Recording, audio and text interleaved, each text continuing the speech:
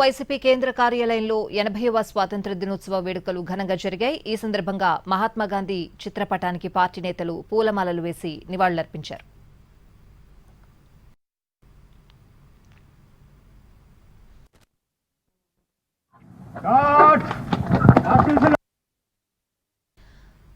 ప్రజాస్వామ్యంలో విమర్శలు ప్రశ్నించడం సహజమేనన్నారు బొత్స. కానీ ప్రశ్నిస్తే అక్రమ కేసులు, జైళ్లకు పంపించే పరిస్థితులు నెలకొన్నాయని మండిపడ్డారాయన. ఇలాంటి పరిణామాలు చూస్తూ ఉంటే స్వాతంత్ర్య భారతంలోనే ఉన్నామా అన్న అనుమానం కలుగుతోందని అన్నారు.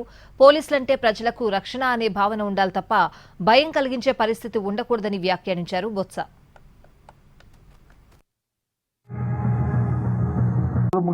అధికారంలో ఉన్నవారికి కూడా మనం ఒకటే విజ్ఞప్తి చేస్తున్నాం. ప్రజలకు ప్రత్యర్థులుగా చూడకండి, ప్రతిపక్షాలను శత్రువుగా చూడకండి, ప్రశ్నించే గొంతులను అణచివేయకండి, పోలీసులు రాజకీయ ప్రయోజనాలకు వాడకండి, చట్టాన్ని అందరికీ సమానంగా అమలు చేయండి, ప్రజలు ఇచ్చిన అధికారాన్ని ప్రజలకు సంక్షేమం కోసం వినియోగించండి. స్వాతంత్ర సమయంలో మన దేశానికి ఇచ్చారు. డాక్టర్ బాబాసాహెబ్ అంబేద్కర్ నాయకత్వంలో రూపొందించిన రాజ్యాంగం మనకు ప్రజాస్వామ్యానికి